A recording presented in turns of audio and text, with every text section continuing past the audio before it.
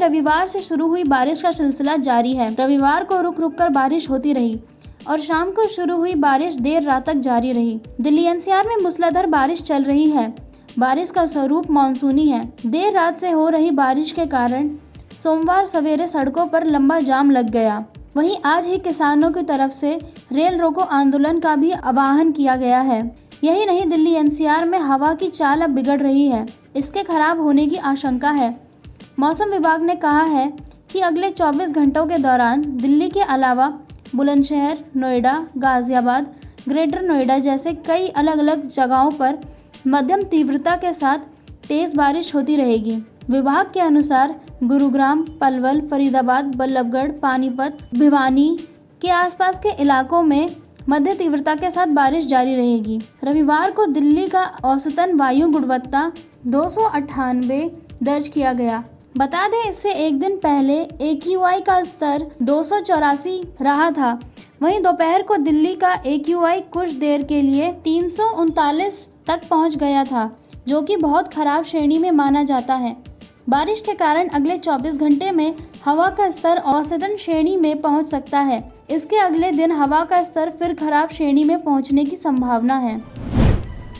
Delhi metro की yellow line के सभी 37 स्टेशनों पर यात्रियों को इंटरनेट के इस्तेमाल में अब परेशानी का सामना नहीं करना पड़ेगा। यात्रियों की सुविधाओं के लिए DMRC ने रविवार से हुड्डा सिटी सेंटर से समयपुर बादली के बीच रविवार से निःशुल्क वाईफाई की सुविधा शुरू कर दी है। इससे यात्रियों को ईमेल, गूगल, व्हाट्सएप, वीडियो या ऑडियो कॉल करने में दिक्कतों का सामना नहीं करना पड़ेगा।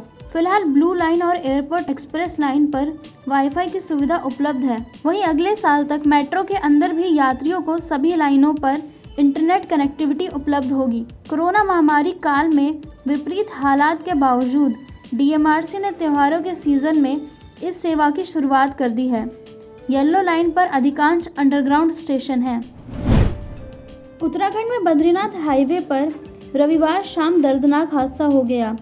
चमोली बाजार के पास अनियंत्रित होकर नोएडा से यात्रियों की कार अलकनंदा नदी में गिर गई। हादसे में 3 यात्रियों की मौके पर ही मौत हो गई। वहीं 3 यात्री घायल बताए जा रहे हैं। घटना शाम करीब 4:30 बजे की है। सूचना मिलते ही पुलिस और SDRF की टीम घटनास्थल पर पहुंची और रेस्क्यू शुरू किया। बारिश होने के कारण रास्ता खतरनाक बना हुआ है, जिससे रेस्क्यू में भी दिक्कत हुई। पुलिस के अनुसार जिन घायलों को निकाला गया है, उन्हें इलाज के लिए जिला अस्पताल में भर्ती कराया गया। मामले की जानकारी देते हुए गोपेश्वर थाना अध्यक्ष राजेंद्र सिंह ने बताया कि सभी तीर्थयात्री कार से बद्रीनाथ धाम के दर्शन करने के बाद केदारनाथ जा रहे थे। गहरी खाई होने के कारण घायलों को रेस्क्यू करने में पुलिस और SDRF की टीम को काफ़ी मशक्कत करनी पड़ी। उन्होंने बताया कि दुर्घटना की सूचना मृतकों और घायलों के परिजनों को दे दी गई है। कोरोना वायरस महामारी का असर अब देश भर में कम होता दिख रहा है। महाराष्ट्र की राजधानी मुंबई में तो महामारी शुरू होने के बाद से अब यानी पिछले 24 घंटे में पहली बार किसी संक्रमित की मौत का मामला सामने नहीं आया। जिले में इस दौरान 367 केस सामने आए हैं। फिलहाल मुंबई में संक्रमण दर 1.27% तक गिर चुकी है, जबकि एक्टिव केसों की संख्या 5030 पर आ गई है। महानगर में रिकवरी रेट 97% पर आ गया है। वहीं पिछले 24 घंटों में शहर में कुल 28,600 टेस्ट हुए हैं। महामारी शुरू होने के बाद से अब तक कोरोना के 7,50,808 केस दर्ज किए गए हैं, जबकि 16,180 मौतें भी रिकॉर्ड हुई हैं। केंद्र सरकार के कोविड टास्क फोर्स के चीफ डॉक्टर VK पॉल ने कहा कि 18 साल से कम उम्र के बच्चों के टीकाकरण को लेकर अंतिम फैसला सरकार को लेना है। वैज्ञानिकों की सलाह और सप्लाई की व्यवस्था को पुख्ता करने के बाद ही किसी वैक्सीन को मंजूरी दी जाएगी। साथ ही डॉक्टर पॉल ने कहा कि अच्छी बात है कि कोरोना के नए मामलों में गिरावट जारी है, लेकिन इसका मतलब ये नहीं कि कोरोना खत्म हो गया है। कई देश उदाहरण हैं जहां ज़्यादा वैक्सीनेशन के बाद भी कोरोना के 2 से ज़्यादा लहरें आ चुकी हैं। बता दें, दुनिया के कुछ देशों ने जायडस कैडिला को 12 से 18 साल के बच्चों के टीकाकरण के लिए इमरजेंसी यूज़ की मंजूरी दी है। क्या बच्चों के लिए भारत की पहली वैक्सीनेशन हो सकती है? इस सवाल के जवाब में डॉक्टर पॉल ने कहा, हमें नहीं मालूम कि कुछ देशों ने बच्चों के लिए वैक्सीनेशन शुरू कर दी है। हम वैज्ञानिक परिणाम और सप्लाई की स्थिति को देखने के बाद ही अंतिम रूप में फैसला करेंगे। आगे उन्होंने कहा कि बड़ों के वैक्सीनेशन प्रोग्राम में कोवैक्सीन की अहम भूमिका रही। अगर इसे बच्चों के लिए मंजूरी मिलती है तो हम पहले ज़रूरत को तय करेंगे, उत्पाद और सप्लाई के संतुलन के साथ ही बच्चों का वैक्सीनेशन प्रोग्राम शुरू करेंगे। इसलिए अभी कोई समय सीमा दे पाना संभव नहीं है कि बच्चों का टीकाकरण कब से शुरू हो पाएगा। केरल में हो रही भारी बारिश लोगों के लिए जानलेवा साबित हो रही है। कई शहरों में बाढ़ जैसी स्थिति हो गई है। जानकारी के अनुसार कोकाकायर में बीते दिन हुए भूस्खलन के बाद 3 शव बरामद हुए हैं। इसके साथ ही राज्य में अब तक 21 लोगों की मौत हो चुकी है और 20 लोग से अधिक लापता हैं। मरने वालों में 13 लोग कोट्टयम और 8 लोग इडुक्की के बताए जा रहे हैं। इस बीच पीएम नरेंद्र मोदी ने केरल के सीएम से बात की। दोनों के बीच भारी बारिश और भूस्खलन के मद्देनजर स्थिति पर चर्चा की गई। पीएम मोदी ने ट्वीट कर कहा कि घायलों और प्रभावितों की सहायता के लिए जमीन पर काम किया जा रहा है। मैं सभी की सुरक्षा और कल्याण के लिए प्रार्थना करता हूं। उन्होंने लिखा, यह दुखद है कि केरल में भारी बारिश और भूस्खलन के कारण कुछ लोगों की जान चली गई है। शोक संतापित परिवारों के प्रति संवेदना। आज़ादी के अमृत महोत्सव के अंतर्गत एकीकृत रक्षा कर्मचारियों प्रमुख की ओर से आयोजित मैराथन दौड़ शनिवार को आगरा पहुंची। यहां सैन्य अफसरों का गर्मजोशी से स्वागत हुआ, जिसके बाद रविवार को इंटीग्रेटेड स्पोर्ट्स कॉम्प्लेक्स से ब्रिगेडियर पीके सिंह एसएम ने दौड़ को हरी झंडी दिखाकर दिल्ली के लिए रवाना किया।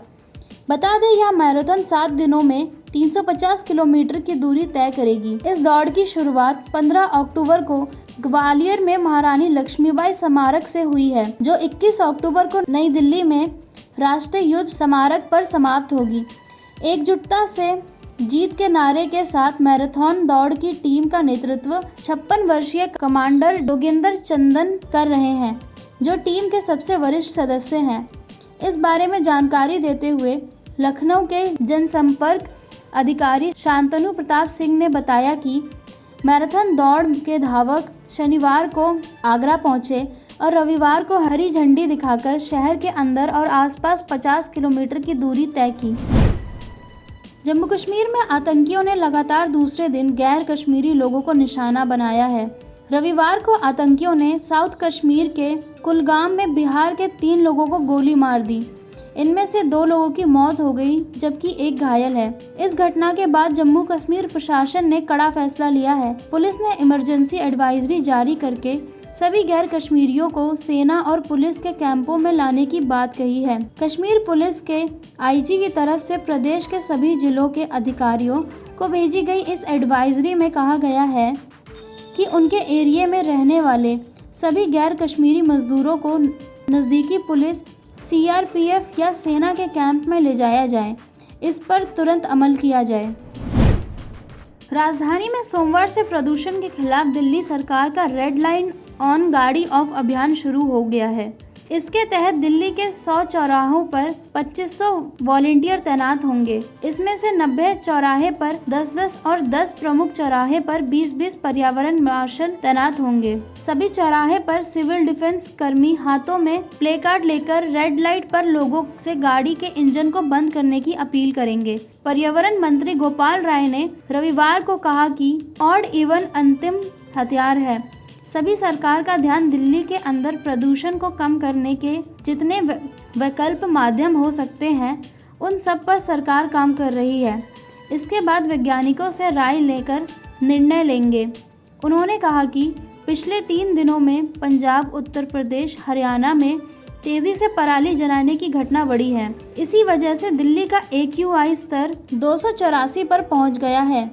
जानकारी के मुताबिक 13 अक्टूबर को पराली जलाने की संख्या कम थी, जिसकी वजह से उस दिन AQI का स्तर 171 था।